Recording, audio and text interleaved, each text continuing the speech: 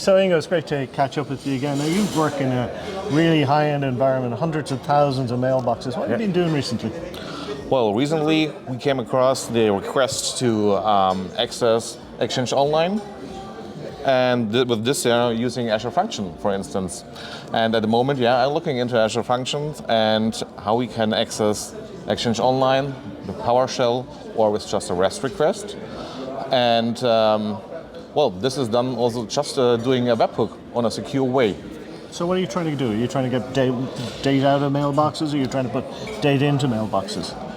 It's actually to get retrieved data or to maintain objects in Exchange Online. So that means instead of having a third-party system or with your own application spinning up PowerShell or any VMs, whatever, just create a webhook and establish a connection and then ask Exchange Online in the end, backend.